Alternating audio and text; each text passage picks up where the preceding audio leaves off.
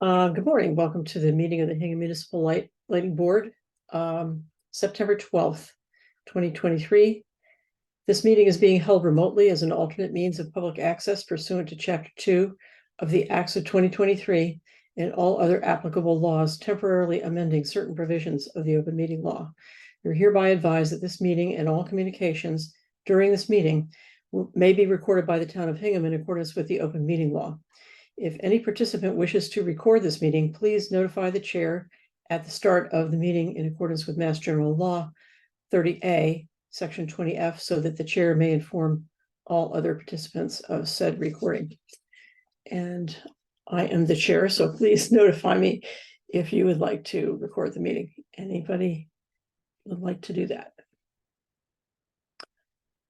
The meeting will be up on the website tomorrow, so but I have to ask. So just a moment while I rename myself. So here.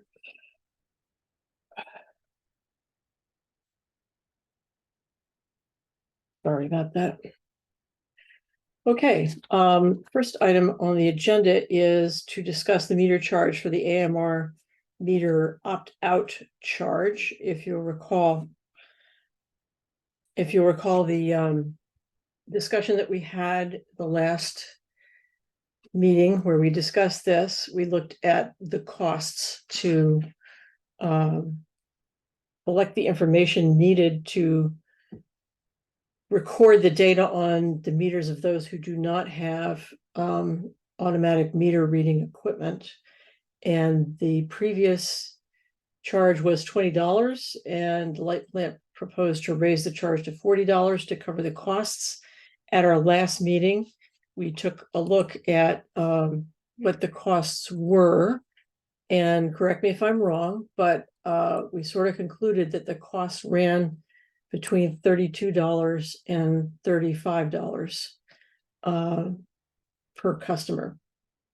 And at the end of that meeting, I said that I would come to this meeting with a proposal that we set the rate at, we set the fee at $30 because I think that, in my opinion, that goes far enough to recovering our costs without putting an undue burden on the customers. Then we postponed the discussion so that we could notify all of the customers who have this AMR meter read opt-out so that they could be at this meeting if they chose. So I see that Sarah is here. I don't know if I don't think there is anyone else here yet. Well, I don't know. We'll find out. So let me just ask the board what you are thinking about this at this time, Mike and Tyler.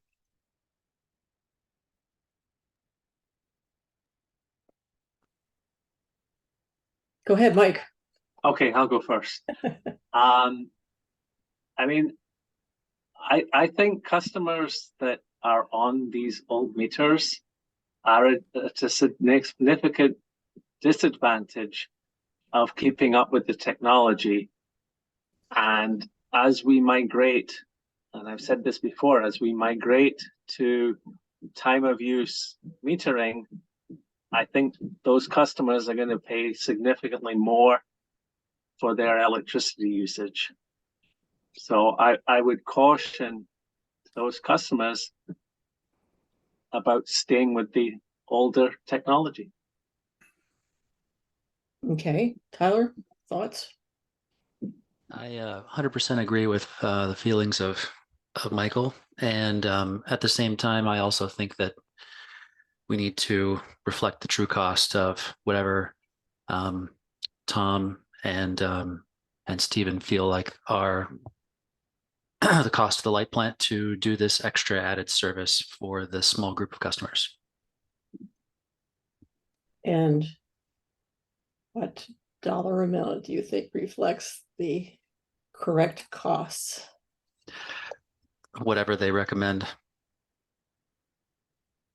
Okay, so originally they recommend $40 per month. Then we took a look at I'm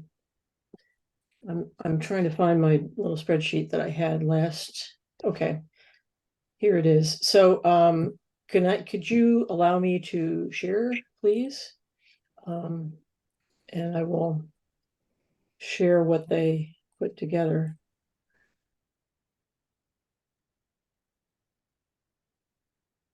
It would, okay, here we go. Okay, so over here in this section, this is what the staff gave us, and I found that a little hard to read, so I just put that in a spreadsheet. Excuse me. And they estimated cost at the standard rate to be $33.33. And at the standby rate, which relates to what time the meter tech happens to be doing the collection, it's more like $41.40. And I think that I asked last time how often that happens. I can't remember what you said, Steve. I'm asking Steve, our engineer, Yep. how often that happens. You know, I don't think it happens too often that if that particular route falls on his standby rate, which is once per shut off cycle. What's the shut off cycle? Ellen? Yeah. Usually the end of the month, usually like this third week of the month. And that's when you look at who might be shut off? Yeah, you know, the routes are usually read before then, so it's very rare that they're gonna overlap, in my opinion. Okay, so it's rare. We'll accept that. So, sorry. So, would the board consider $33.33 to be this number right here, cost per customer, to be the amount that recovers our costs?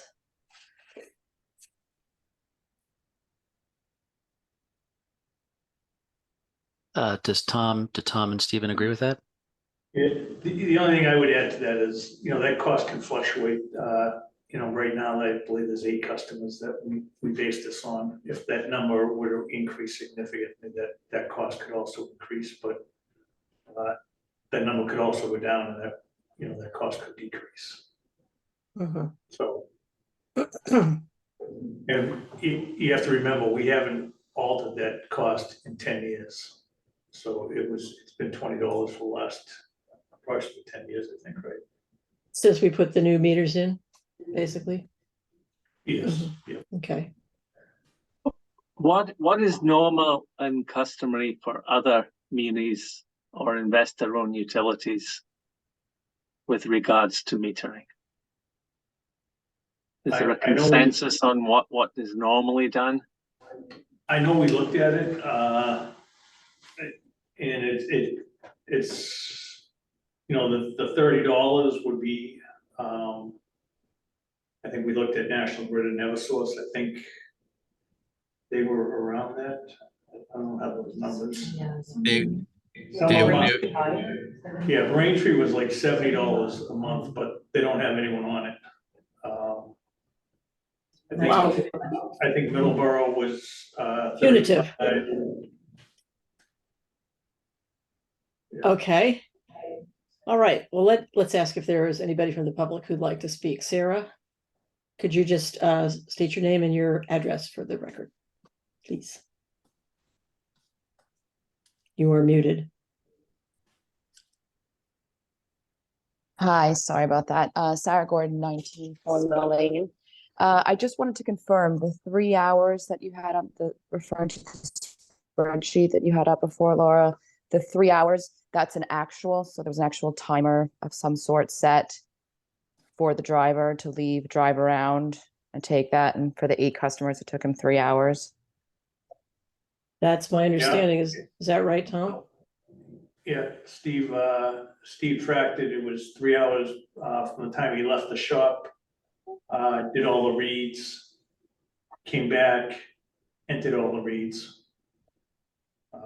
Sorry, what was the last part? Came back and did all the. He has to come back and enter each read into the computer. Okay, but so that's not a separate line item? Because I think it says 3 hours for, I Oh, can't see it, sorry, but I'm sorry. it's okay. 3 hours for truck use and then 3 hours for something. So you're saying it's taking this gentleman 6 hours So 3 to, hours of the truck, we just, you Yeah. know, the truck usually, we always charge the truck with the technician, so. So the Oh, truck so is it's the 3 hours same and the 3 technician is the hours. same 3 hours. Yeah. okay. Yeah. same One for 3 the hours, truck okay. and one for the person. Understood, okay. And so you're saying that you feel like that's very accurate. That's real-time data. It's 3 hours for him to drive to 8 houses and then enter in 8 numbers. Yeah, Steve, that was Yes. the, Yes, I timed it when he went out and the time he came back and entered the reads and to the system. Because- Okay. I mean, I think it's because- probably indicative of a larger problem, but okay. I mean, I there's nothing I can say to that. Is that you're saying that that takes 8 hours? I'm sorry, 3 hours for eight visits and 8 entries. It seems like an extremely large amount of time. But again, I'm not sure what goes into entering 8 numbers into a computer and driving to 8 houses in Hingham. But like I said, I'll have to take your word for it. Any other members of the public like to be heard on this subject?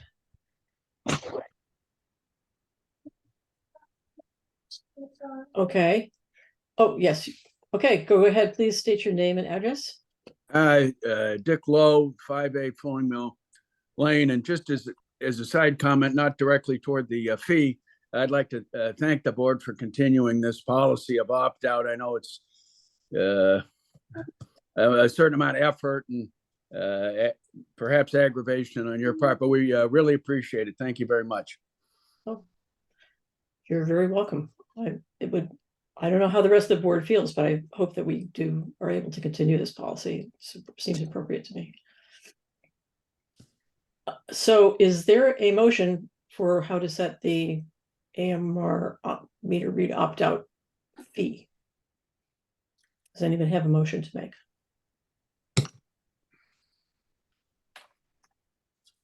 Well, if not, I'll make one. I move that we set the fee at $30. I don't think Tyler agreed with that. So do you want to propose a different rate? You are muted. I like whatever the true cost is. If that's 30, that's great. If it's another It's- price, then It's $33.33 according to but I feel like $30 for me, it goes far enough to collecting our true costs. I think my concern here is if other people opt in to the smart meters, the new technology, and the 8 becomes 6, then it becomes 4, then it becomes 2. I think we have to be responsible to recover the costs. So I would be in favor of going with what the true costs are now for the 8 people, even though it's a few dollars and cents, but our bills are calculated very precisely to hundreds and thousands of a cent. I think we have to be consistent with our costs. Okay, would you like to make a motion to amend my motion? I would make a motion to amend your motion that we charge the $33.33 at this time, and that we continue to look at this at least annually to make it fair on all of our ratepayers. Okay, is it fair to assume that you would second that, Tyler? I second that. Okay, Sarah, I see you have your hand up. Sorry, that was just something a follow-up what Tyler was saying. So should the numbers of opt-in houses decrease, would it then be reasonable to think that, all other costs staying the same, that this rate would also decrease? And is that going to be looked at annually? Is that sort of what yes, go ahead. Is that sort of what the intent was? That would be my intent. So my thinking is our intention going forward is to do a rate study every 3 years. So this would come up naturally every 3 years. I'm not sure it would, I think we would lose more on staff time reevaluating this rate every year than we would recover. So my suggestion would be that it should just come up whenever we do a rate study. Does that make sense to you, Tom? Yeah, that makes sense. Mm. Again, we're gonna look at it, our plan is to look at it every 3 years. That would be fine with me. Okay. Any other comments from anyone at all? Staff, board, public? Okay, so we have a motion on the floor that's been seconded by a majority of the board that we should set the rate for AMR meter read opt-out to $33.33 for the next period of time until we do our next rate study. So I'll just take a roll call vote on that. All in favor, Tyler? Aye. Mike? Aye. Laura? Aye. Okay, thank you very much. And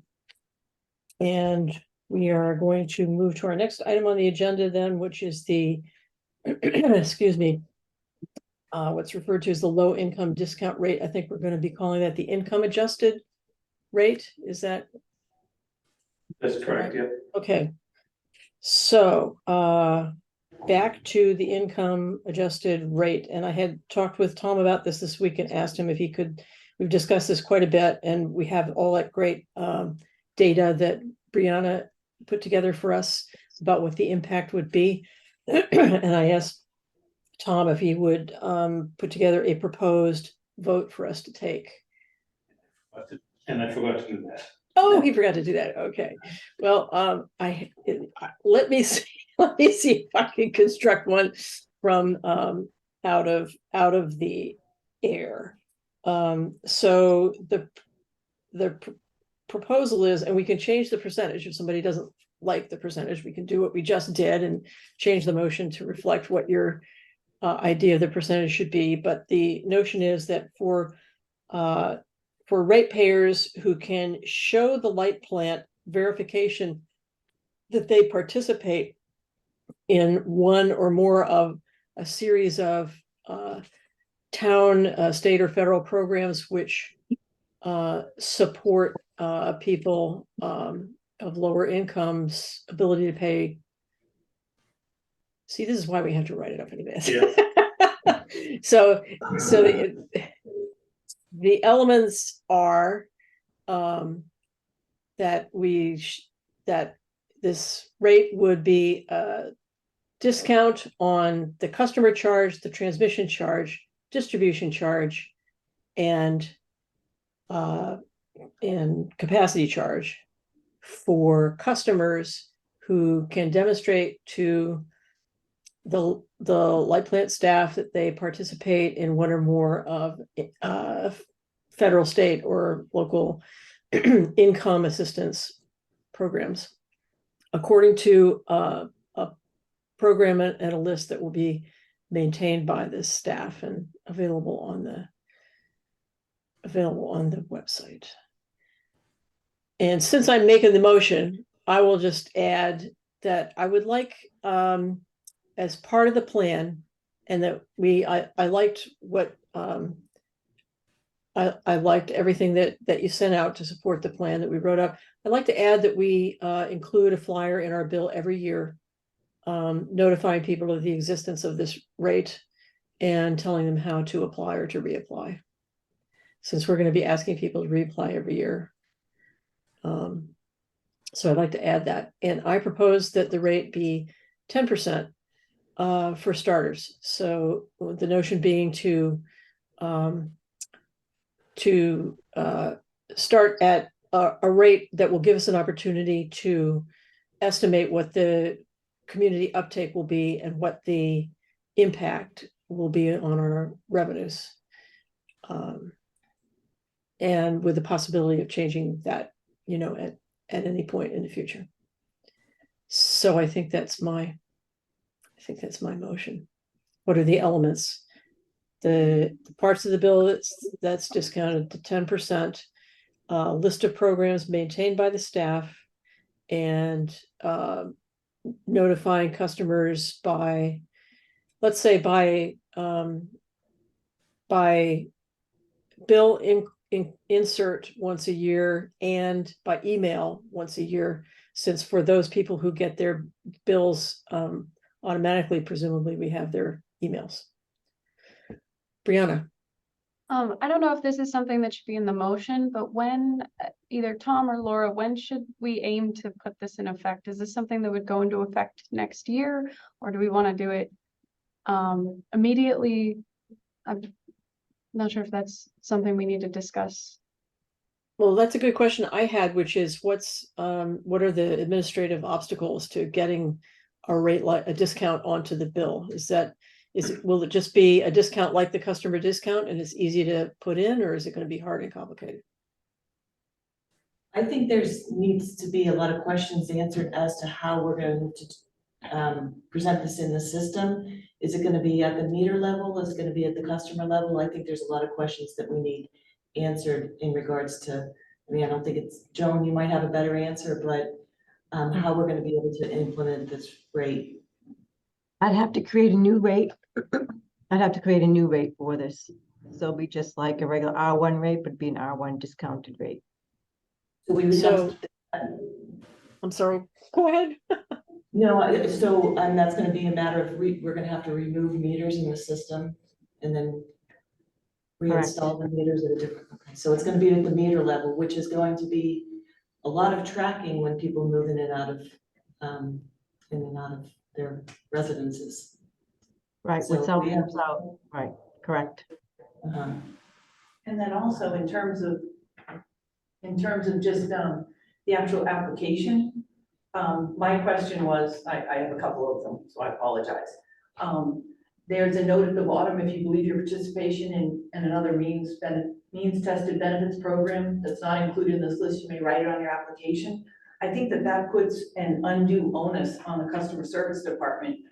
I believe that we should be approving the customers, we shouldn't be approving the programs. So I'm hoping that we can make a definitive list of programs that we can go with. Yeah, this list of 15, Ellen already tasked us with making sure that we know the documentation that's coming in. Every one of these programs, not all of them have just a simple card that the person sets in. Keith German was great at the Veterans Affairs Department in Hingham, and there's 3 veterans programs on there. He is the one that vets those. So he is the one that will have the piece of paper. He's like, not everybody has these pieces of paper. He also asked that we added a 4th veterans one called the Veteran Services Connected Disability Program.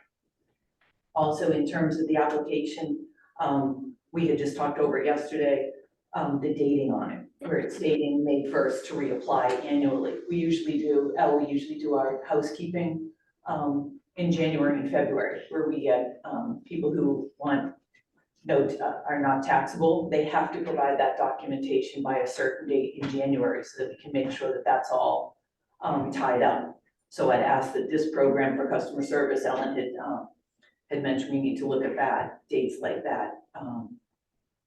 Also, the modifications to our website. I know, Joan, we can just put something in, but we need to be able to, we're going to have to change our start service forms. When somebody applies for service, if they already have if they have one of these mean tested benefits programs, we need to put a new line on there. And we also have to add a button that says, okay, upload documents. That's not something that we normally have on those things. So that's going to have to go on forms. In Cogsdale, we already click on over 65. We're going to have something for low income. We need to have visibility to that. So Smear's going to have to create crystal reports for it. And as Ellen said, in terms of documentation, everything that comes in, we have to make sure that we're putting that on every single account for Joan, so that for audit purposes, if somebody goes back, we're giving them a discounted rate. The auditors can question us on that. So we just want to Ellen wants to make sure, obviously she tasked all of us with this, that the customer service department has time to make sure that we've tested this adequately and that we know all the steps that have to be taken. One other question is in terms of public housing. We say if you're in public housing, are we going to make people in public housing like 86 Central and 11 Baxter? Are we gonna make them apply, or since it's public housing, do they just get it? Things like that, that I think, and then you lump that all into the testing that I believe has to take place in terms of adding a rate isn't quite as simple as, we wanna make sure, because we take the calls, we wanna make sure that if that rate goes in, if it's part of the prompt payment discount rate, we need to be able to see that, or some type of notification for Hingham Light, customer service, that there's not a double asterisk or something, so that we know that that includes the prompt payment discount as well as the low income rate. Those were the majority of my things. And then tracking, and to your point, Laura, publicizing it. We publicize a lot of things on our website, but do a message on the monthly bill, do the website, do a flyer, notify the anchor. This is great press that Hingham Light is willing to listen to their customers and have a low income rate. We're dealing with a lot of customers right now that are struggling. They're food insecure, which is a term that I've learned recently, is that a lot of people in Hingham are struggling, and it's not just elderly. And several of these people have gone to the town hall, and been told you should sell your house or move out. And personally, I don't think that that's the right thing. So I really applaud Hingham Light for putting in this rate. I just want to make sure that we can back it up and that it's done efficiently and effectively. Thank you. Wow, thanks. Those are all great contributions. I just want to say I totally agree that there should be a set number of programs for which people will apply. And if somebody comes in and says, well, I'm on this thing that we have never heard of, we should make that a general manager's decision about whether or not to add that program to the list. But certainly for starters, we should just have a set list, so there's no confusion about that. Another thought I had as you're talking is, I personally feel like, I mean, if you live in subsidized housing, there's two kinds. There's the kind where your address identifies you as living in subsidized housing. So that would be the Lincoln School Apartments and the Thaxter Street public housing. And there are a couple of other addresses that are owned by the housing authority. So we know what those are. Then there's Section 8 housing, which is, a voucher that you can take and apply at any place where you can actually get an apartment from a landlord who's willing to rent to a Section 8 customer. And I have no idea how many of those we do or don't have in Hingham. But my feeling is that that all the verification you need if you live in an identified public housing unit is your address. I don't even know what else they would have other than their address to show that, but it's pretty firm. So I could almost imagine a special outreach letter to those customers because they are guaranteed to be the neediest in our community. And it's not that many, it's probably a total of maybe, less than 150 customers who would, be living in those units. And then otherwise, I guess somebody who has a Section 8 for public housing would have to show their Section 8 voucher. Anyway, that's my thought on that. And so I guess what I'm hearing is that there's considerable administrative things that need to be straightened out before we can do this. And I might suggest that we just leave the timing up to the general manager to work out with the staff, whatever is expeditious, but doesn't place an undue burden on the staff. I think the general manager is best able to gauge that. Joan, I did want to ask, would it be possible to do this as we do the customer discount rate, to put it as a discount, like the early pay discount, as opposed to having an actual rate? No, unfortunately, Oh, because we can't do a That- discount on the discount, because then they won't get the additional early pay discount. so there's only one place we can put a discount, and it's the early pay discount. Well, we can't put a discount on a discount, so it would have to be a Right. separate rate, then still apply the 10% discount, early pay discount. Okay. So am I understanding this right? it's essentially the same as the early payment discount. Mhm. Everything except for the energy cost. The power cost adjustment Right, and it includes the power cost adjustment as well. and sales Or no? tax. It does. So it's like the regular discounts. So the sales tax, the power cost adjustment, and the energy cost will not be discounted. Okay, So it's basically the customer charge, capacity, transmission, and distribution. right. So if we go with 10%, it's Mhm. essentially doubling that early payment discount If they pay on time, correct? if they pay on time. And if they don't, then it would just be what they would have lost if they hadn't paid on time.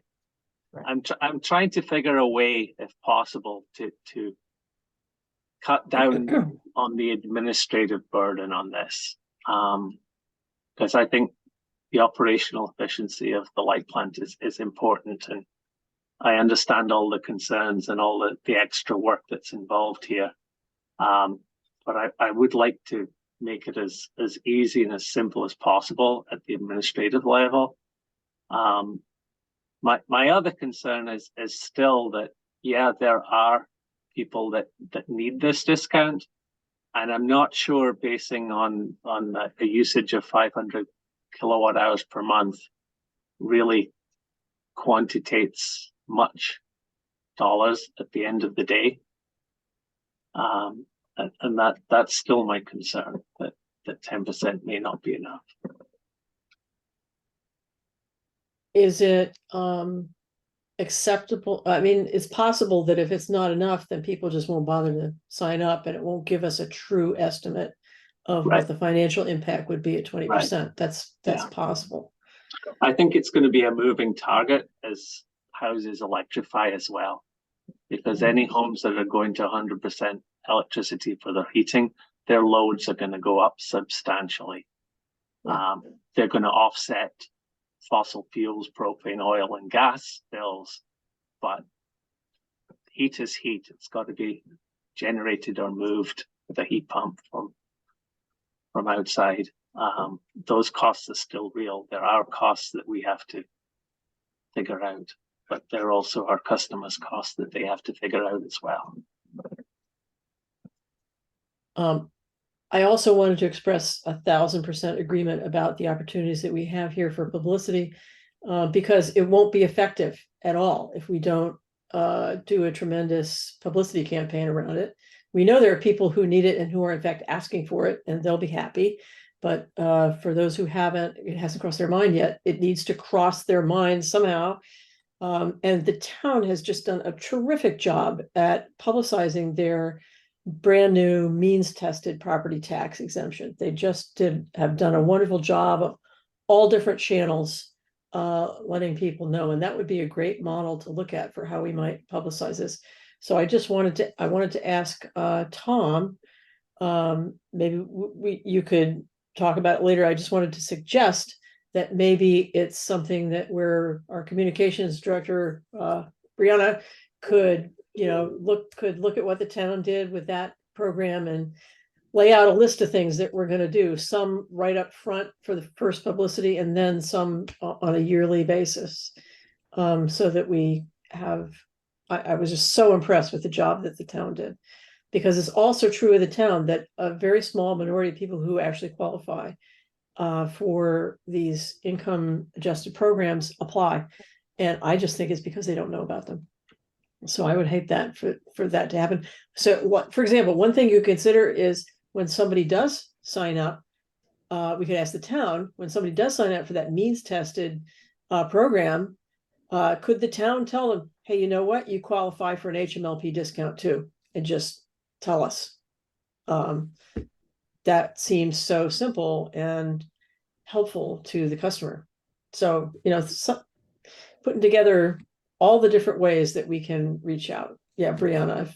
And the town did agree to send out letters. Once a customer has signed up for their program, they'll let them know about ours, assuming they're on one of the income-based exemptions. Mhm. And we can draft. They said we can draft a letter if we want that they can give to the customer.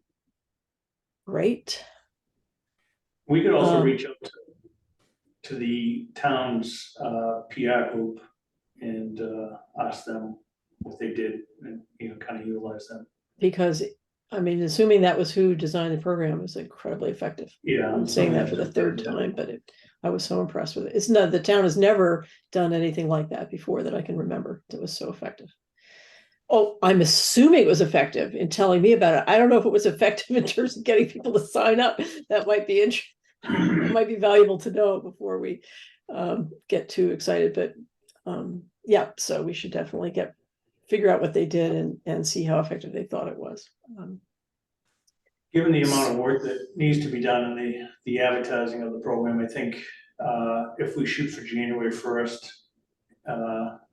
as a, start the discount and talking with the staff here, it seems to make sense. Okay, I'm hearing that there's a general feeling on the part of the board that we want to go ahead with this. The percentage in the motion on the floor is 10%. I don't know if anybody would like to make a motion to change that 10%, say for the first year, to judge the impact, or it may not be effective. So what does the board think? Yeah, I'd still like to, I'm still supportive of the 10%, equally balancing the desire to increase the incentive as much as we can, but also uncertainty over the financial impact and understanding how many people are going to participate. So we can always reconsider once we start the program. How often would we plan, or when would we plan to look at it again, or what data would we be pulling to reevaluate? I might suggest that we look at it, for this program on an annual basis to see, see what the financial impact has been over the year, and then we can adjust it in January of 25. Should we need to adjust it? So we would need to do that on the basis of maybe 10 months of data. Correct. Yeah. I think that will give us enough data. So basically an annual evaluation and adjustment. Yeah, we can make that call and sometime in December of next year for the following year. How often do we As we go forward each year, we'll have better data. What's that? How often do we look at the PCA? PCA? Yeah. It's every 3 months. 3 months, okay.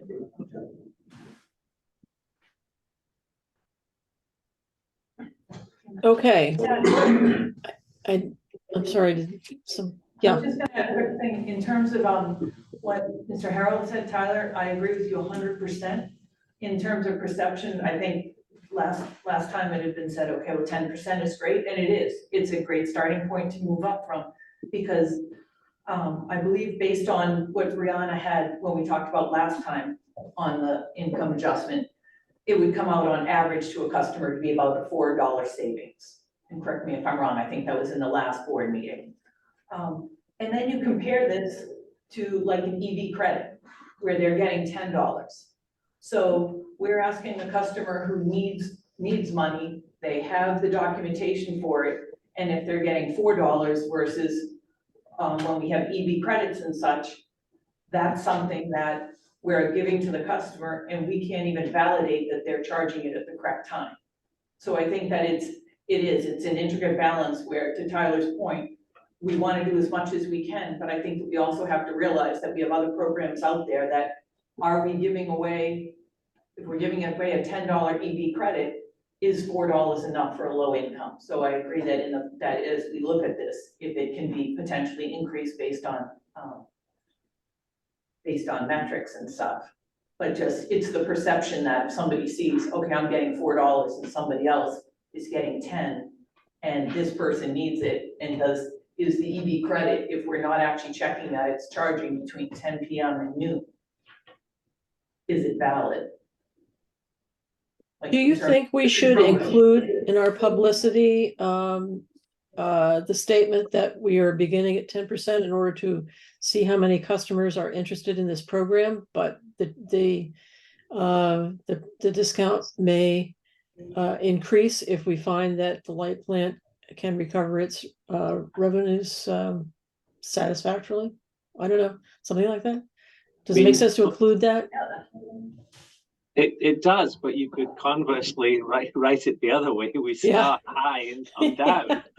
Well, everybody agrees that's hard. It's hard to take away something people already have. In fact, I wanted to ask about the EV credit. My recollection is that that's like a legacy program that people are not eligible to join up for anymore. It's just people who were on a previous program who did not drop off. Is that right? No, that's still available. Still It's still available. available. Yeah. Okay. You might want to take a look at that. Yeah, you don't need it's really an honor system program now, because we don't have, when they did away with the geo tab or whatever it was that plugged into the car, that told us where the car was charging and Yeah. charging, but when they did away with those. Yeah, so we might want to I'm not a fan of the credit program where we can't demonstrate the benefit to the ratepayers. And we might want to take a look at whether we should close that program to future. But once again, we have these legacy customers. It's very hard to take away something that you have already given. So we may end up with some legacy customers until we have another demand response, our real demand response program, where we can a real time of use ability to do time of use rates or something like that, real metering. But first we need to take a vote on this income adjusted rate. Were you about to say something, Tom? I think that we could reevaluate, much sooner. I mean, we want to reevaluate the rate. I'd be happy reevaluating it after 3 months. Do I hear 6? I guess, Joan, what do you think, how long would we need to go to have enough data to make an evaluation? Depends how many people sign up for it. I mean, we have to publicize it, and then it's going to take people time to call us and get the application. I don't know how many people are going to sign up for it, so it depends on how many people sign up for it. So how much? I guess we could look at it in 3 months, and then again, every 3 months until we have a feel for where it is and what the cost of it is, and then we could go to an annual. So 3 months of data would be like April. Yeah. I know some of these programs, the deadlines each year are different. I think fuel might be April or May. I think we have to find a way to coincide this with when they are reapplying every year. Because if someone gets approved in January, but it expires in May, then they have to go to next January before it's looked at again. I think we need to get a feel for what the cutoff dates are for each of these programs, because they're probably around the same time, I would think. But so, someone signs up in January, but guess what? In June, they're no longer available, but I'm not going to look at it again to the following January. They're still going to get the discount rate when they don't qualify for it. But they're probably all different, right? Because tax breaks are going to be a different date. What if you just said, if you're eligible on January 1st of this year, you'll get the discount for this year? But that will simplify things. Yeah, and we just go with that, just because it sounds like a nightmare having to keep up with everybody's different program dates. Okay, so if someone qualifies in May, we're going to tell them they have to wait to the following January? No. Oh, no, I think you could get on the program, but we're not going to anytime, but we're not going to kick you off unless we discover in January you're no longer eligible for that program or any other program. So if you enroll in December, you're going to have to re-enroll in January. Right, there's always edge cases, yeah. There's always I guess we're gonna have to try it and see. Yeah. I mean, that's the kind of thing that I feel like the customer service department does such a wonderful job working with individuals and getting it right for them. Why don't we just let you guys feel it out and see how it goes?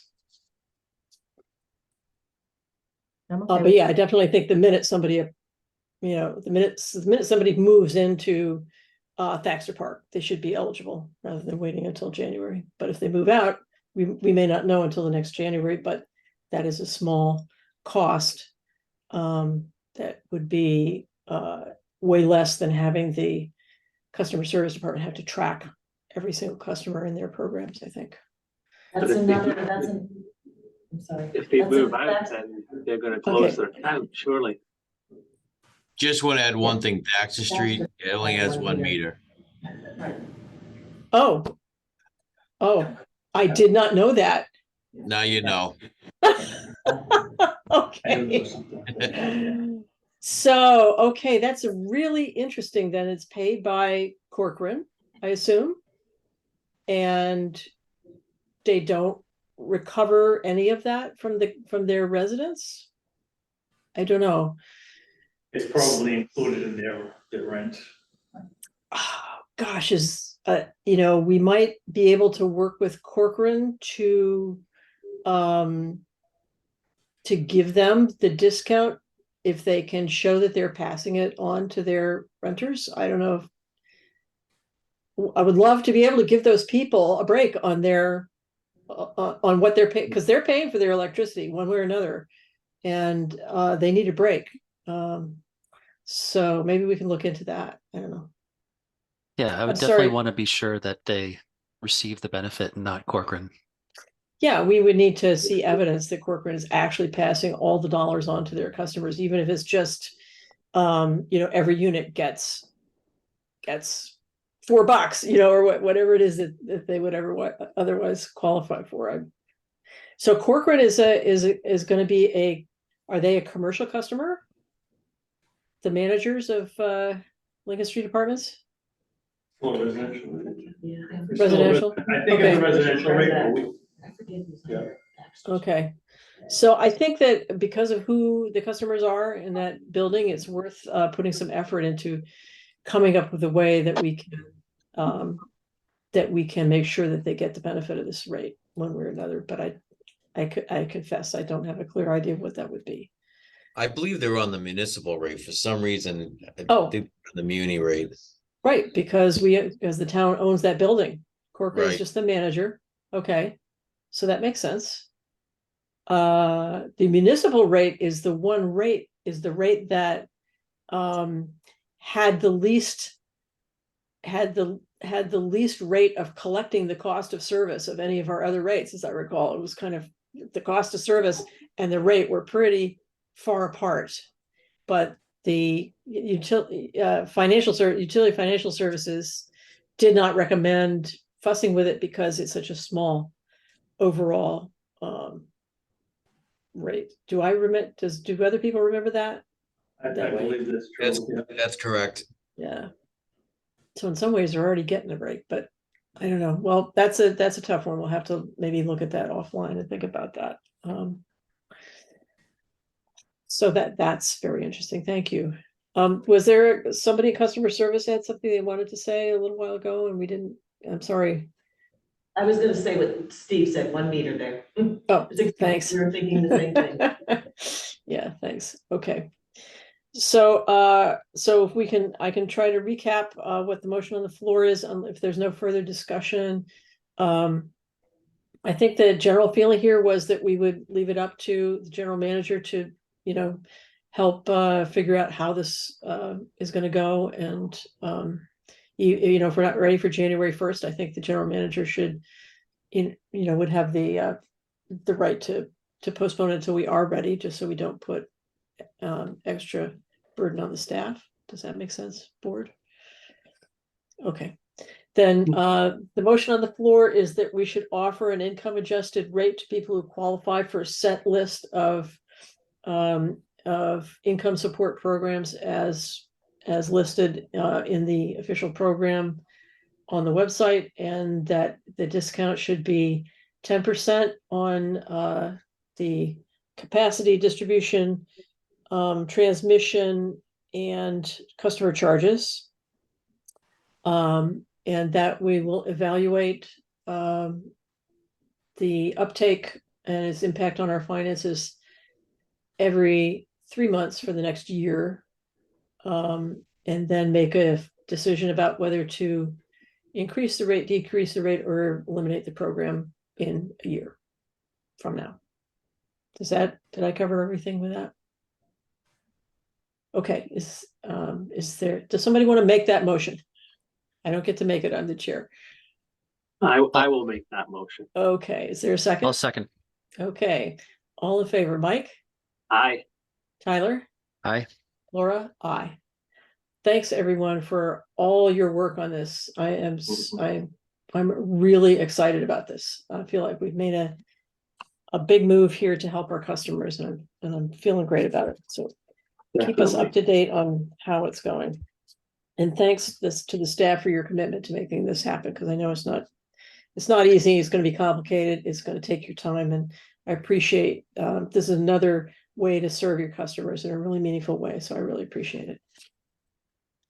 So moving on to the time of use rate update.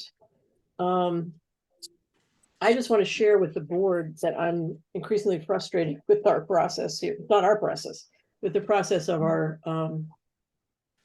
consultants. I have to admit that when we began the process of creating a time of use rate, I was expecting that the consultants would produce a report. Here's our report, piece of paper I could read, or pixels on a screen that I could read, with all of their recommendations and the backup data for why they're recommending that, so that I could absorb it, offline, and then come and bring my questions and have discussions online. Instead, they've been presenting the results of their study in our meeting.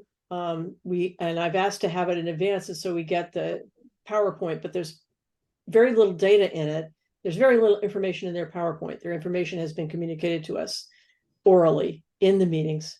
And I feel like it's been not a good use of our meeting time, because we don't have that much meeting time. And we're not making progress with that very fast. So I wrote down my questions and sent them to Tom and asked him to send them to Utility Financial Services. We haven't heard back. I would like to ask Tom to tell them I would like the answers to my questions in writing before the meeting, so that I feel like we're not arriving, because we're trying to process what they're presenting us in real time from an oral presentation, and that is not very effective. So I just want to share my frustrations with the board. I did share your questions with the other board members, and I did forward those to Utility Financial Services and requested answers in writing for all of those questions prior to our next meeting. They are available the next Tuesday and the following Tuesday. I think it's the 20.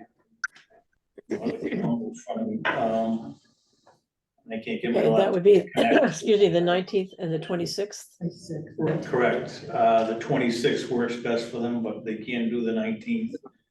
I don't know if the board is available on either of those dates for an additional meeting. What do you say, board? And you don't have to let me know now. I can get back to them. Which dates? Sorry. The Tuesday the 19th or Tuesday the 26th, presumably at our regular meeting time of 7:30 in the morning, I assume. Correct, yeah.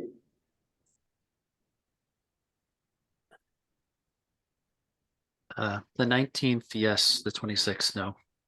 Okay. Okay, Mike, do you know what your schedule is? I think I can make the 19th work.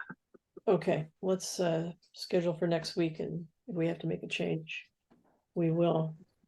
I just want to say that I have confidence in their model. I feel like there's real data behind what they're presenting to us. I just wish that I had a better grip on what it was. If we were to work with them again in 3 years, I would want, perhaps I would want to, put in our letter of agreement with them or some other consultant, how a different way to present their results to us. Is there any other update on the time of use rate study, Tom? But I forwarded that presentation last night. I don't know if you had a Right, chance. on how we get there, right, that's what we need to Right. talk about. Yes, is someone gonna present that now, or do you want us to? Yeah, Brianna, can you put that up? I can't, like I said, I can't get my laptop to connect here. Yes, I'll bring it up. Just one second.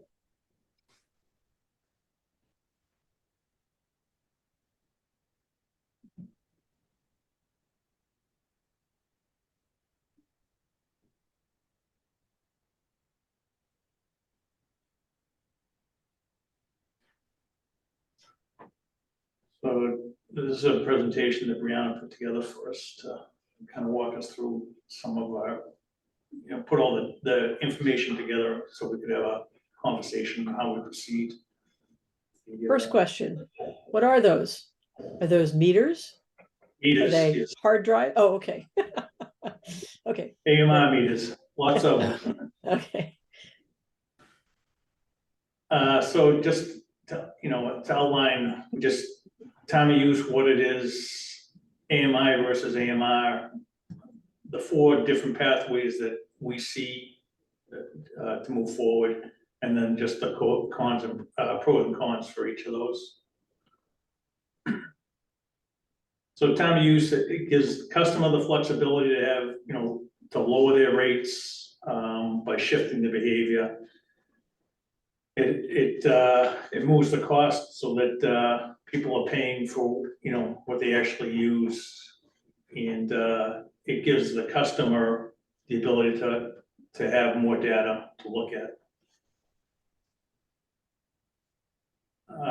Right now, we have AMI meters. They're not capable of time of use unless we replace the meter. They collect basic consumption data for monthly billing, not much more than that. And they transmit that data back to us so that we have it and we don't have to go and read the meters. Customer awareness control is limited. So it limits our engagement with our customers. The AMI system, they can all do time of use metering. They have customer facing tools. And it also gives HMLP a lot more data to look at as far as loading and things of that nature. So basically, we looked at, really, there's 4 pathways. Or we could go with, a new AMI system, which should be, get rid of everything that we have and start over, basically. That's about $3 million, and these don't include any labor costs. We could install time of use AMR meters, so these meters are about, somewhere between $280 and $360 a piece. So we could take out a existing AMR meter and put one of these time of use meters in and be able to offer time of use. But again, this works if you have a small number of customers that want to participate, a pilot type program. But if you wanted to go to, have everyone on time of use or a large number of customers opt into it, this option becomes pretty expensive. And the other thing with this option is we have to actually go out and we have to program the meters at each location. So it's not just a matter of plugging the meter in, it's a matter of going out there with a laptop and programming the meter at the location.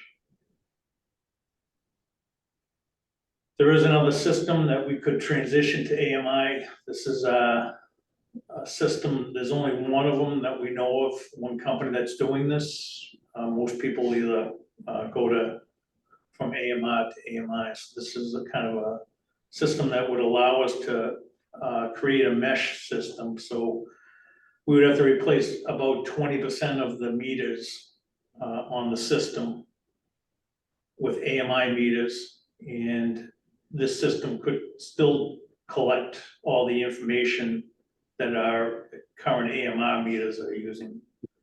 But it would allow us to do the time of use The only thing with this is, depending on what customers want, the time of use, it may be more than 20% of the meters, but when the AMI meter is installed, eventually we have all AMI meters, and we can go to an AMI system of our choice. We would, maybe we would stay with the same system we have, but we would have the option to go with a different system.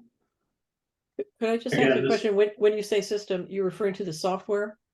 Software, yeah. So you can get meters and you can generally run those meters with different software packages that you can get from different people?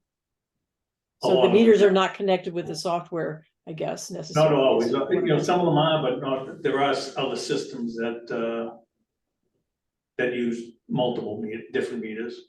Okay.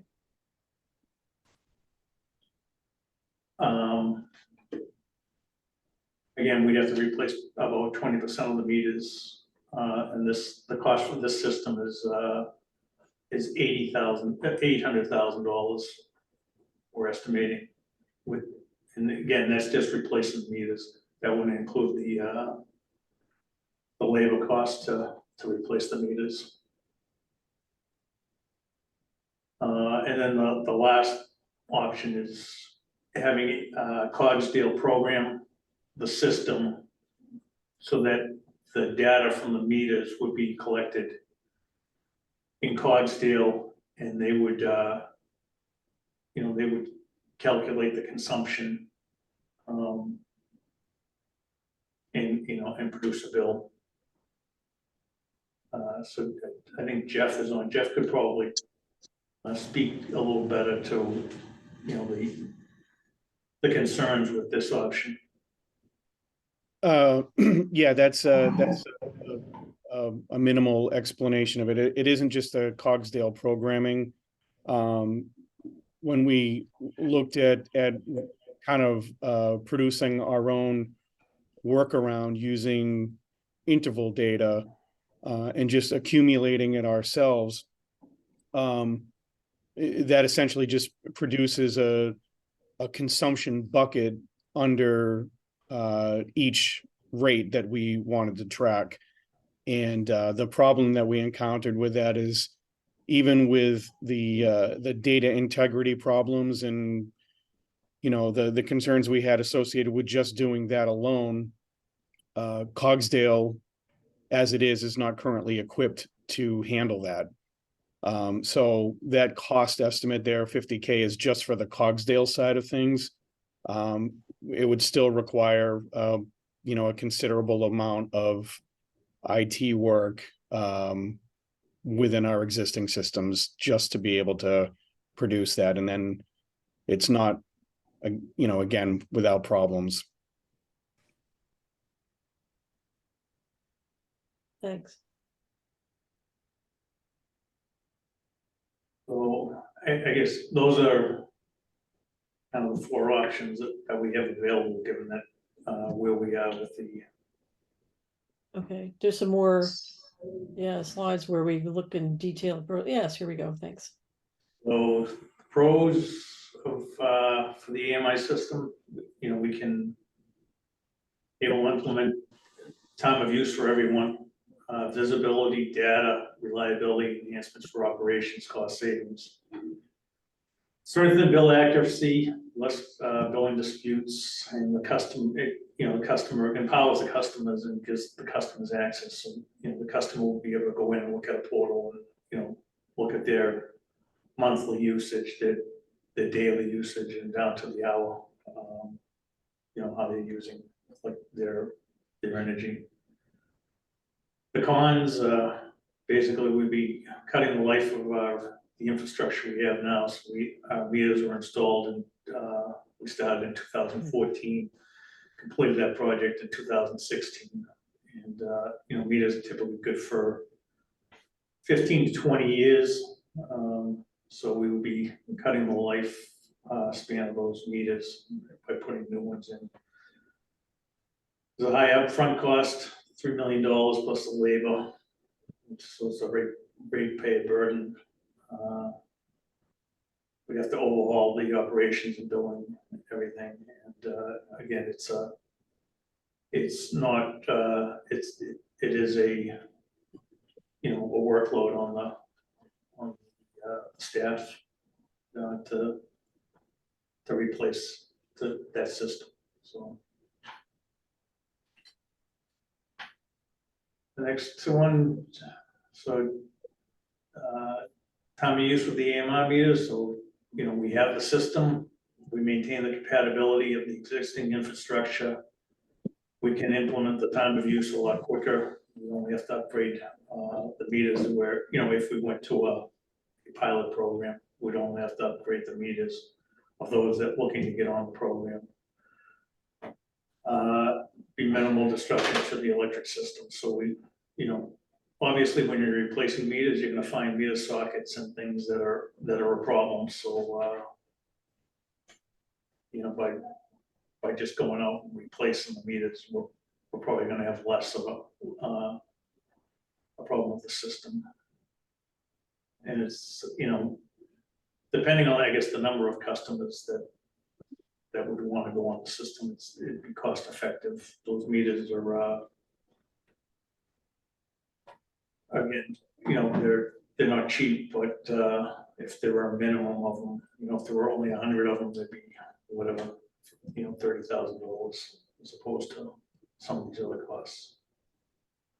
The cons, it limits our future scalability, requires upfront programming of the time of use meters at the residence. These meters are more expensive than the AMI meters, and we're missing the opportunity to engage with our customers. Next one.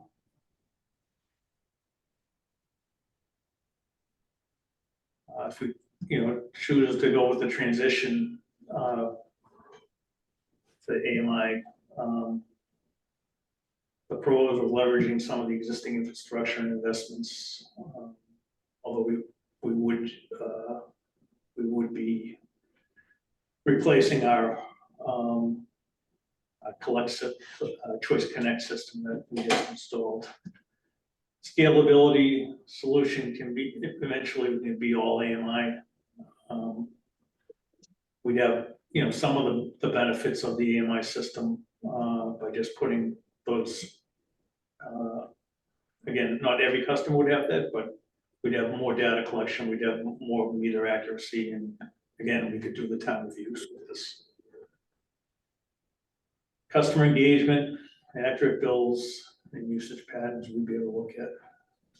The cons, unknown the long-term costs of delaying AMI, so we don't really know what those costs are. Do you mean long-term costs in terms of So what accurately are the recovering costs? our revenue because we don't have 100% AMI? Yeah, or if we don't know, you know, what's the cost of, you know, for the customer not being able to, Right. you know, have that data and have the ability to go to time of use. Mhm. Complexity of handling the data. Incomplete benefits of missing. I'm not sure what, because I can't see that screen. It says missing AMI capabilities. Does that mean missing for the people who don't at the moment happen to have the AMI meters? Correct, and you know, with AMI, there are a lot of benefits, right? Other than just for the customer, there's benefits operationally. You know, the ability to turn meters off, to get data on loading and things like that. Do And the some of the other- customers currently have AMI meters? I guess I'm confused on that. No customers have, so with this system, some customers would have AMI, some customers would have AMR. Not every customer would have the AMI. Any customer that wanted to be on time of use, if they were outside where we strategically have to replace the 20%, we would have to put an AMI meter in for them also. So anyone that wanted to be time of use would get an AMI meter. Yeah, just to explain the infrastructure on that a little bit, Tyler, currently the fixed network, we achieve the reads from all the meters by strategically placing fixed readers around town. And this hybrid approach with the transition AMI, the company that provides this service has told us that we can achieve the same kind of thing with a minimal installation, 20% of the AMI meters, and that would establish the infrastructure and the migration path for eventually the entire town to go to AMI. But it's just the minimal amount to establish that same kind of network that will read both from the new AMI meters and then the old AMR meters. So, Jeff, just so I understand, when you put the AMI meters in, do they also need transponders on poles, or do they use the existing ones, or do they replace the existing ones? What reads them? So the AMI meters, they essentially make up the network. It's a mesh Mhm. network, so they Okay. are essentially the readers. But they go back to collectors, though, right, Jeff? So we would be replacing the collectors that are on our system now with this new company's collectors. Correct. Yep, correct. So that's a piece of infrastructure that is really new that we'd have to replace. It's Yeah.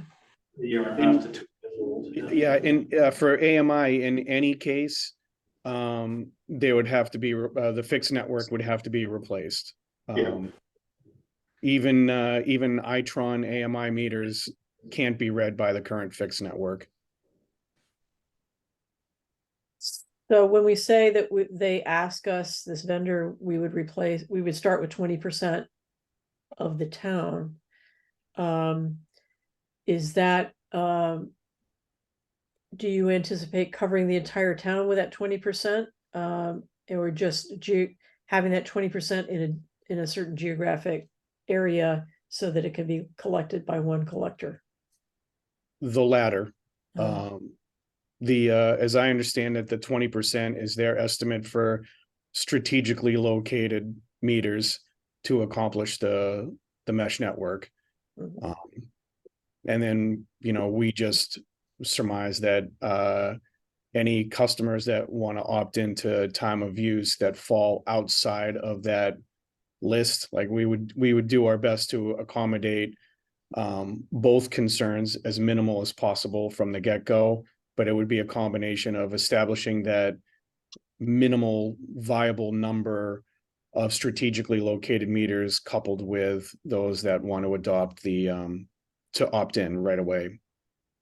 But we could imagine that not all of that 20% that we want to put in would opt for time of use rates if we were made it an opt-in, right? So Correct. it doesn't really matter. It's about having the hardware in the right place so that you can collect for people who do.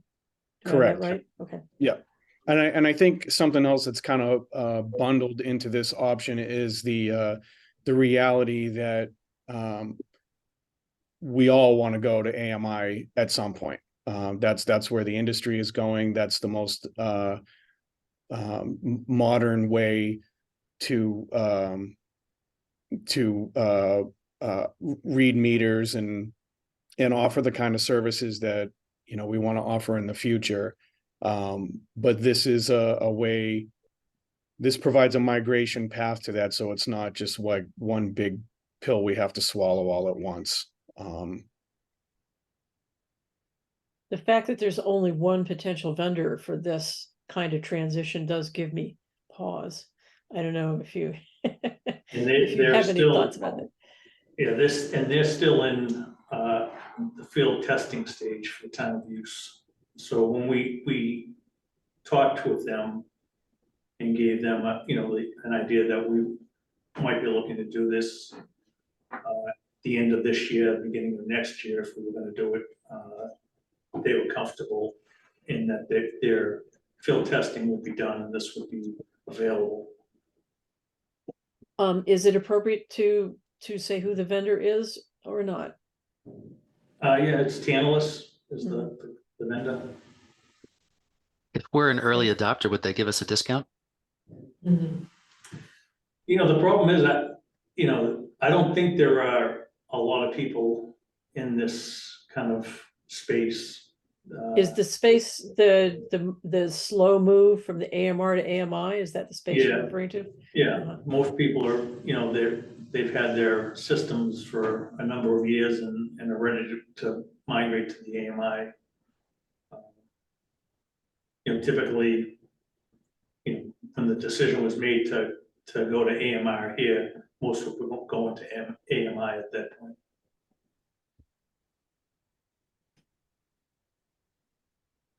Okay. I make the analogy of people's Wi-Fi systems at home going to mesh networks and people going to a new laptop and basically retiring the old laptop. I think it's very similar to the mesh systems that will run the AMI network and people's meter being the laptop, which the new technology has come so far. The advantages are so many. There's cost savings in volume. I think it's appropriate to consider an outside vendor to do the transition. I've looked at Eaton's product. I've looked at Honeywell's product. I've looked at Itron's product.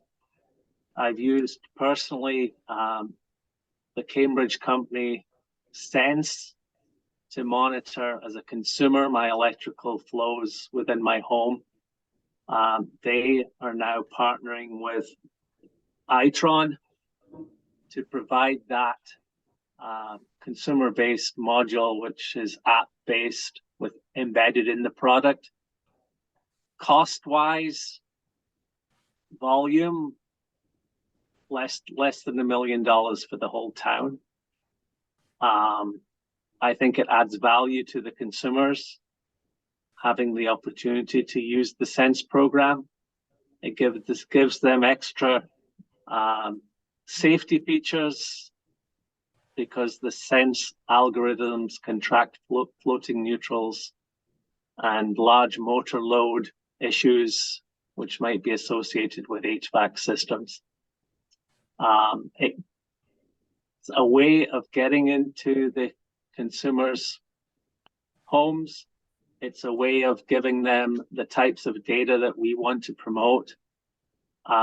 It's a very addictive app, but in a nice way. It gives tremendous resolution of what your electrical usage and activity of your various appliances are in town. So I think we need to look closely at the Itron Sense smart meter, the AMI version. I'm very cognizant of customer service and how many issues and potential inquiries and problems that they may have. And that's why I would be in favor of really deploying this to everybody and not necessarily going stepwise. I think other utilities are going to smart meters, AMI meters. I don't see a stepwise approach. I think we make the decision and we go for it. We outsource it and we deploy it as we migrate to offer time of use metering and eventually demand response programs. I want to see us choose the right technology that can be upgraded in the future, something that's state of the art. And what we have is not state of the art. Most of the Band-Aid fixes that I'm seeing, I just see being problematic in the future. Just to be clear, though, it's not less than $1 million for the whole town. It's less than $1 million to get 20% of the town up and running. Well, I was quoted at the NEPA conference for the basic smart meter at volume of $100. Right, but then with there's the Sense application and the Sense sensors built into the meter, $130. So to give our customers a $30 app that gives them all that information, if they want it, I think is a small cost to pay. It would incentivize and smooth the migration of going from AMR to AMI. So that would essentially be path number one. For me, that absolutely. Yeah, okay, right. Yeah, absolutely. Okay, do you want to do path number 4 and then we'll have our general discussion? So path number 4, again, this would be Cogsdale doing some programming, avoids the expense of replacing the infrastructure. Reprogramming might be quicker to implement. System continuity reduces the learning curve for the staff, fewer integration challenges. The cons, we have what they call negative hourly rates now that we get. We have data gaps and we have communication issues, and all of those could impact time of use. Our time of use with the accumulation of the interval data.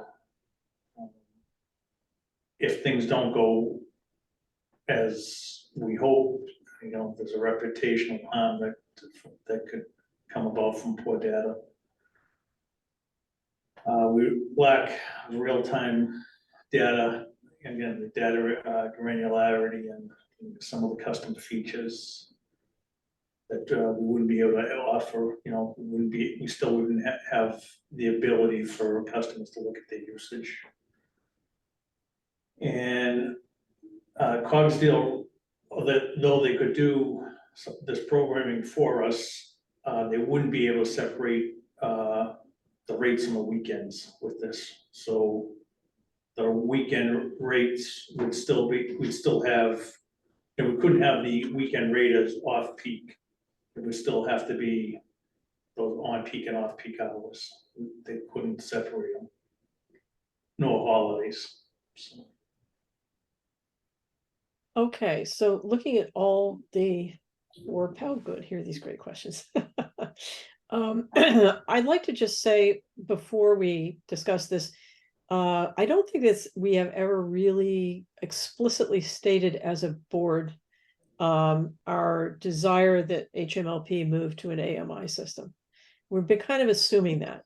And I just wanted to ask the board if this is the general consensus that we should move to an AMI system in the, through some pathway, as opposed to the other option would be simply to continue to use our current system until its life is up and it comes time to replace, and then we would go to AMI. But we prefer to find some other way to AMI. Does that sum up what the board thinks?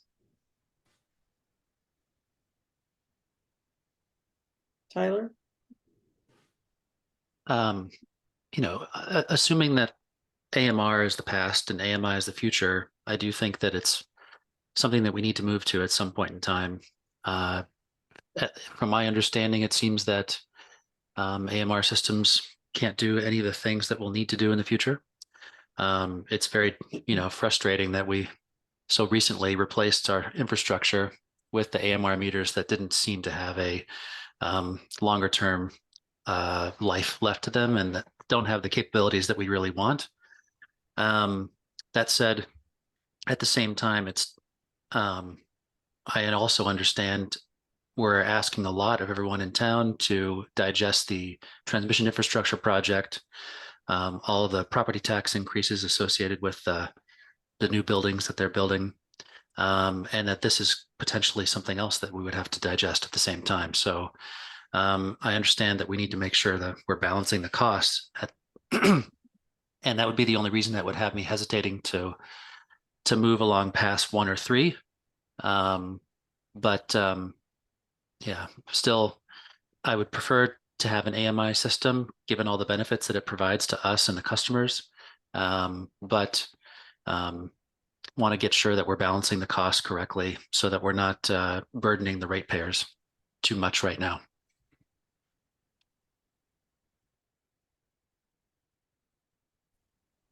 Okay, so, someone from the public is offering up 2 questions in the chat. And perhaps, okay, the 2 questions are, when will there be a light plant incentive in place for a solar battery?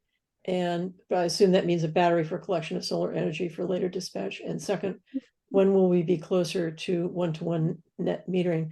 Thanks for putting in those questions. And I think we can you put in,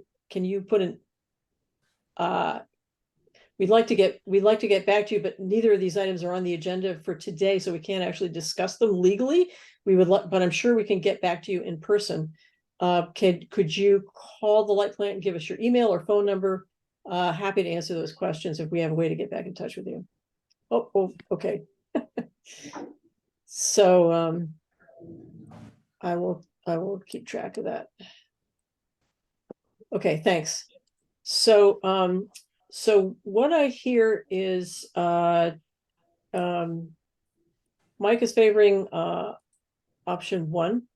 And I think if we went with option 1, the system that you are describing, being impressed with from having talked with the vendor, we would be putting out an RFP, and there would be lots of that we'd have the ability to evaluate that system next to a bunch of other ones, so that would go in then. If we went with number 3, yes, this would be great, thank you. So if we went with number 3, we don't have that option, at least. So clarify for me again, Tom. Mike has a meter that he's impressed with. Would we be able to choose, if we went with the Tantalus software system, would we have options about which meters we would? They would be the Tantalus meter. Their own meters. Okay, so this is just one. It'd be an option. Itron meter with the Tantalus system. Mm-hmm. I don't hear any enthusiasm from the board for installing more AMI meters, number 2, or going with the Cogsdale programming option. Is that right? Yeah. Okay, so we can just no longer consider those. I got a lot of feeling from the staff that a lack of confidence and how sure that we'll be able to deliver what the customers need with number 4 for sure. And I don't hear any enthusiasm for more AMR meters, regardless if we have an option to it. So we're really looking at options 1 or 3. And I guess my point of view on it is that we're going to pay a price for having made a decision in the recent past that was not as forward-looking as it might have been. And I don't want to, the decision was made on the basis of information available at the time. And I think now we're feeling like we wish a different decision has been made, but it wasn't. And we're going to pay a price for that, I think, over and above what we would otherwise pay to go to AMI, unless we just wait it out and use the meters that we have until their lifetime is up and then switch to AMI, which sounds like might be something that Tyler would be willing to do if you look at the cost that it's going to place on us to make this either an entire switch, number 1 or number 3, either way. The crux of this really is the time of use. Do we want to go to time of use? And when do we want to do that, right? Do we want to delay moving to a time of use rate until our system is closer to being need to be replaced? I guess that is really the crux of the question. How important is going to the time of use rate, and how quickly do we want to get that accomplished? Yeah. So I think so. So let's assume, first of all, the board has said yes, we want to move to time of use rates. So I think that's established, and we're going to not consider items 2 or 4 here as a way of getting there. But the other pathway that's not on this, the pathway 5 is just waiting until our existing meters life is up and then going number 1. So that's like another available path. One So comment I have. Mhm. Something that I wish we had seen in the UFS presentation is some data and analysis on the benefits to the expected benefits to the light plant on moving to time of use rates and the change in our load shape, to help us be able to make this type of decision so that we know if it would actually result in a savings of $1 million a year. It'd make me much more comfortable in switching over a lot quicker, or at least more comfortable. But well, that's definitely something we can talk with them about at our next meeting, or you could forward that question to them, Tom, and ask I them will. to respond on that level. Because I had a couple of questions where I asked them for data to back up their recommendation. This would be like another one of those. So either number 1 or number 3 would have an impact on our capital program. We don't have, neither of these things is represented in our capital budget for the next 5 years. So that's the issue here, is that the funds to go either Route 1 or Route 3 have not been identified. Is it appropriate to ask the staff, to ask the general manager because we're going to be looking at the capital budget again, I assume around December or January when you present your new budgets. Yes. Would it make sense, let's assume that the board would like to do one of these 3 things if we can be convinced that it's fiscally responsible. But in order to know whether it is or not, we need more information. Either one of these would impact our capital budget in terms of using up funds that we had perhaps identified for other projects. So would it be appropriate to ask the general manager to go back and look at the capital budget and try to imagine what it would look like if we adopted option 1 or option 3? Because I feel like if we can't identify the funds, where the funds are coming from to do either of these, we don't have either of these options.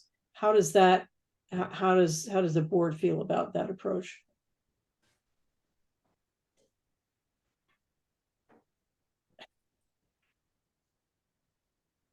No problem. I mean, I Tyler. think it's appropriate. We need to make sure we can pay for something.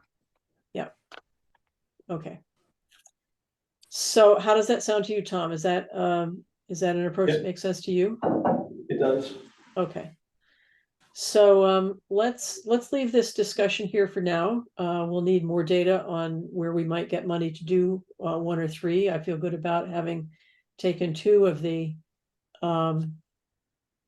items off the table, as it were. Jeff, let me ask you. Are you feeling like the decision to go with either 1 or 3 or option 5, which is not on the page, does this feel like a good direction from the standpoint of just getting the job done? I mean, assuming we could find the money, do these options feel good to you as a way of going forward? They do. Yeah, I appreciate that. I mean, you asked the rest of the board whether it was a given that we were going to eventually go to AMI. That's kind of how I felt all along this, that it's, whether we do something immediately or it's something that we're just looking forward to, for a 5-year roadmap. It's certainly something we want to do. And then it's just a question of how do we get there. I definitely appreciate the cost concerns and how it fits in with our existing capital spending, and also appreciate that I was responsible for deploying the fixed network, which is still pretty young in the way of enterprise systems. And so I'm coming at it from both sides, and I think narrowing it down to just these two options allows us to take a deeper dive into both and have some more info that can help us make some decisions. I know Michael had mentioned talking to somebody at NEPA about Sense. I wanted to say that I also use Sense at home personally. And I really like it. And those are precisely the kinds of things that I think should be customer facing services for everyone eventually. I don't know offhand if it's an automatic no that Tantalus can't work with those meters that you're talking about, which would be the number 3 option. But I'm going to find that out. I do know that Itron and Tantalus have worked together quite a bit in order for them to be able to provide the services that they already provide. So I'll be personally taking a deeper look into both of those options. Great. And a better handle on what the deployment costs would be, the labor. I think that's something we need to explore. Yep. Because I obviously think it's going to be under $1 million, we but do it in-house because customer service and alignment have other things to take care of. understood. Okay, so I feel like we made some progress anyway here. Let me just check in with, we'll leave this where it is now. Let me just check in with the board. The items that remain on our agenda are approving minutes, financials, and updates on various projects. So perhaps how are people for time? We're over 9 o'clock. Tyler, you often have a need to move on at this point. I think I've got 10 more minutes before my next obligation. Okay, so then let's move along to approving the meeting minutes of July 11th and August 9th. Were there any proposed any proposed changes to those? None here. I see I was promoted to vice president again, so maybe change that back. I'm not sure that's a promotion. It might be a demotion, for all we know. That was on the August 9th one. Okay. We'll take care of it. Other than that, very, very comprehensive, very detailed. Thank you. Okay. So my only suggestion is for the July 11th meeting where we talk about the policy on supporting municipal solar. I think it'd be great if we would just attach the policy to those minutes, so that somebody who's looking at those minutes doesn't now have to, if they want to see what the policy is, they don't have to go scramble around and go over to the the website to find that. I think that would be helpful. We can do that. So anything else on those minutes? Okay, so I'll entertain a motion to approve the minutes of July 11th and August 9th. So moved. Nod your head, Tyler. Second. Okay. Okay, all in favor, Mike? Aye. Tyler? Laura, aye. Okay, moving along to the financials. Brianna, can you, do you have those financials you can share? I don't have them. Again, I can't get connected. I think Were they sent out in the most recent email? Not the last one, I think the one. I think I have it. Hang on a second. They're actually in the invitation. Okay. All right, I've got it. Let me share it. Okay.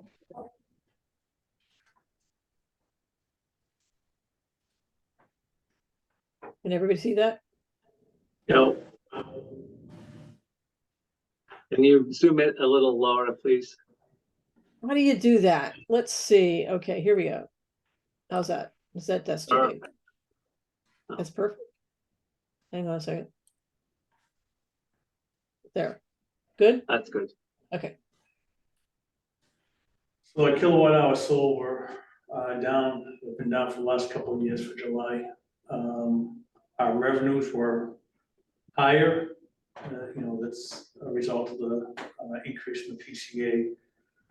Our expenses are pretty much in line with past years, and our income is $599,000 for the month of July.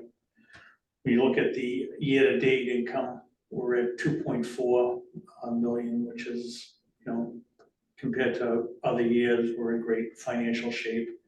And again, a lot of that is based on our the changes we made to the PCA. Year-to-date kilowatt hour sales are again lower compared to other years. But again, our revenues are higher and our expenses are pretty much in line with 2022 anyway. So financially, we're in great shape this year. And we can, hopefully we can bank some of that money for our transmission project in the future. We did get the okay for the depreciation again, the increased depreciation for 2023, that would be, so. Okay, any questions or comments on this? Great, thank you, Tom. Moving along, we're down to the update section. Let's see if we can just keep, if there's anything, so the updates are the transmission project, EV chargers, the light plant, the solar at the light plant, solar on municipal buildings, landfill solar, capital projects. Are there, I mean, I can make an update on the municipal solar because there's something I said. Is there anything here that where there's anything pressing that we really need to know about? The EV chargers, they're the one at the level 3 charger at Lynchfield and the two at Station Street. The infrastructure is built. Last night we got the okay for the level 2 charger at Town Hall, so the contractor will be coming back hopefully in the next week or two to finish the installations on all 3 of them when they're back. So hopefully by the end of October anyway, that all 3 of those chargers will be in. Landfill solar, we had another little pushback there that the contractor that we had hoped that had done a lot of the work for True Green Solar, we had tried to contract with them for them to design and manage the landfill, and they finally came back and said that they're really not qualified to do the public bidding. So we're back out talking to some designers for that project. The transmission system, we're hoping to file with the siting board 4th quarter of this year. We actually have a meeting with the town at 1 o'clock this afternoon to talk about some issues with the zoning on that project. So hopefully we'll get that filed this year before the end of the year. That's all really. That's the solar here. They've started to do some work. They're working on the roof over the warehouse and garage, getting the infrastructure in place to put panels up there. So that project has started. Okay, and on the municipal solar project, where we stand is that the municipal solar working group that reports to Tom sent a proposal to the town that we should, the light plant would pay for the engineering for studies on the high school, the middle school, and the public safety building, with the idea that the town would bring a bonding proposal to town meeting to pay for the construction of those at the next town meeting. And the town is considering that. And they probably the high school may not be part of that. Anyway, we're discussing which projects. And then the other piece is that they're trying to decide how much debt they are willing to bring to town meeting to vote for, considering how much debt we have voted for in the last year. And they want to be very sensitive about that. I had a call with the assistant town administrator yesterday just to emphasize how these are projects that will pay for themselves and ultimately generate revenue. And they're kind of different from other capital projects. And I feel like town meeting responds well to that. And he heard that. But at this moment, we are just waiting that the town wants to do some projects. We are just waiting for them to try to fit that into their bigger picture and tell us what they're willing to go forward on. So that's where that is. And that's it, unless there are any other things to come before the board. I think we can entertain a motion to adjourn. So moved. Okay, all in favor, Tyler? Mike? Aye. Laura, aye. Okay, thank you very much. And we'll see you presumably next week at same time, same place.